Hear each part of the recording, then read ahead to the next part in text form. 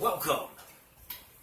It's your host, all the way from parts unknown.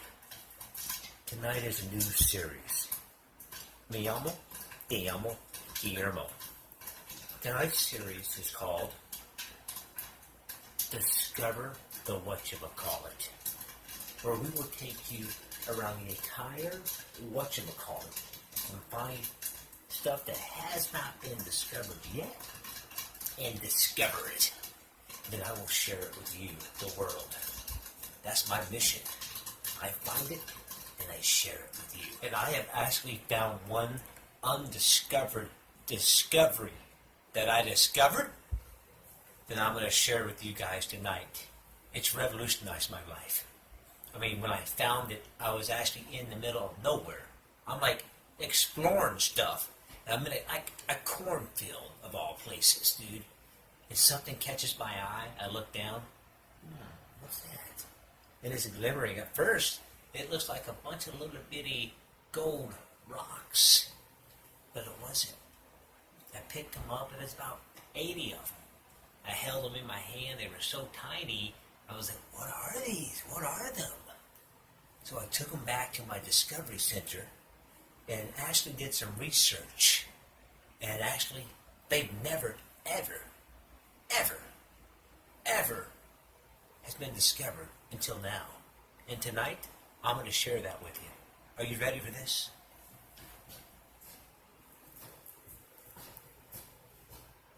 See that? When I first picked the first one up in my hand, I could feel the actual power of it. And it took several weeks to actually figure out what they were. Because when you find something like this, you just don't go playing around with it. You gotta analyze it, you gotta log it. There's all kinds of scientific stuff you have to do before you can actually, you don't expect me to discover something and just throw it out there to you guys. That would not be responsible. So 3 weeks of research and we discovered something.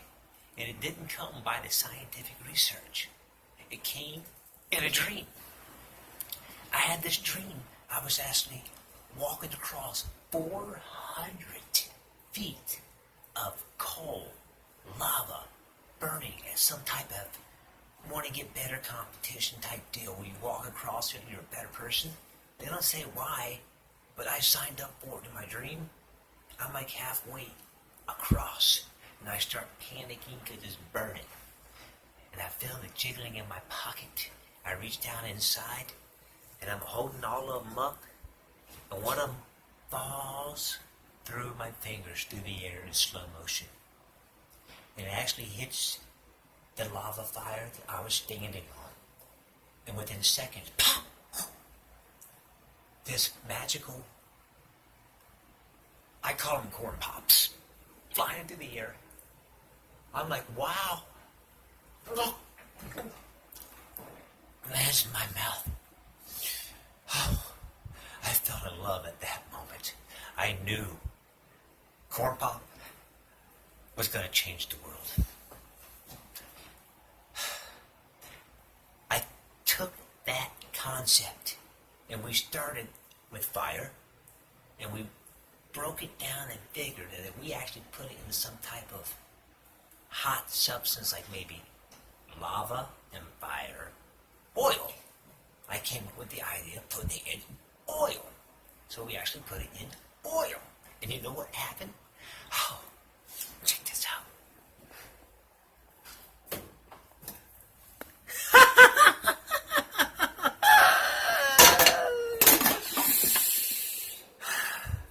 We're rich.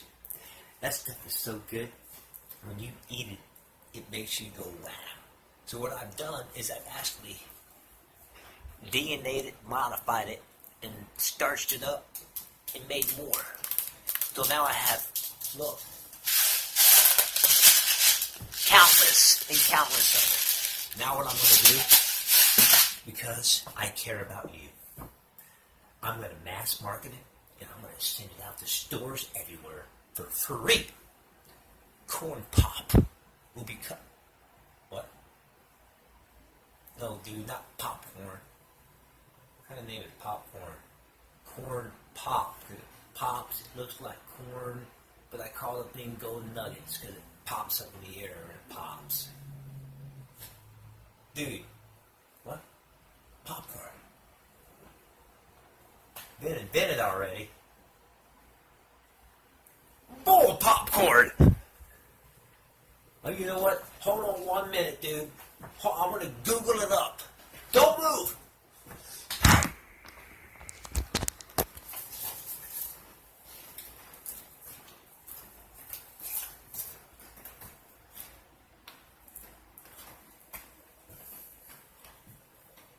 I'm sorry.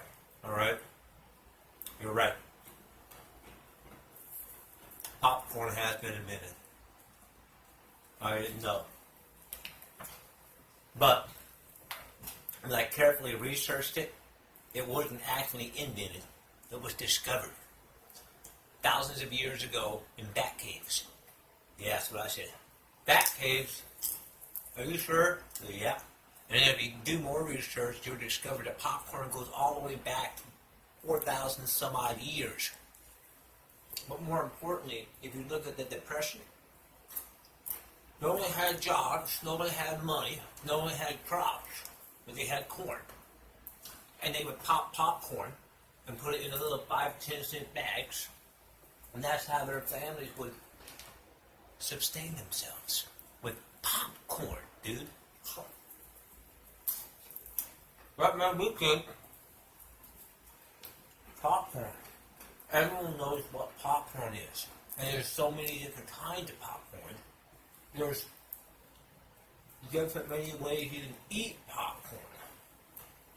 For instance, you can caramelize it.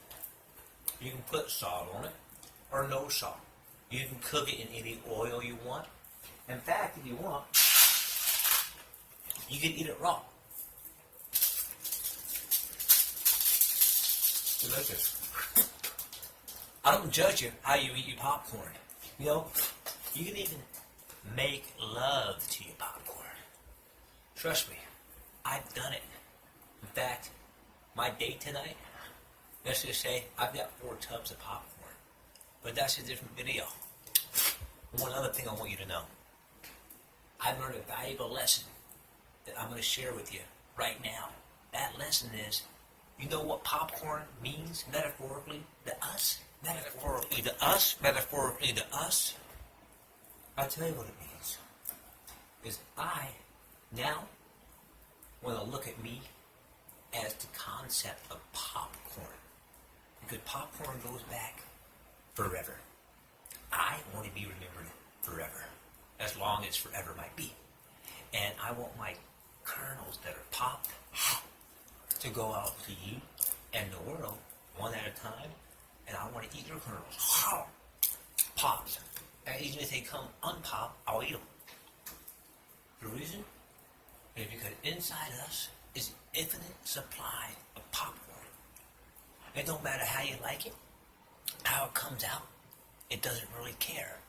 The popcorn in us is what we have to share with the world. And that's why it's very, very, very important to remember that when your popcorn is flying through the air and someone is going,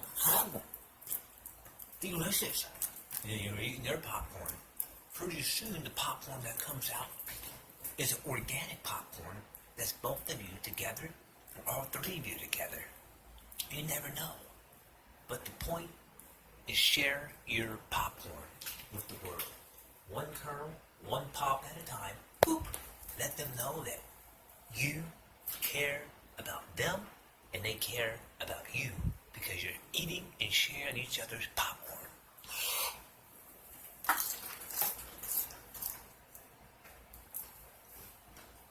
Share your popcorn today. Billy Gieterman says goodbye. The Discovery, Whatchamacallit, Episode 1. Adios.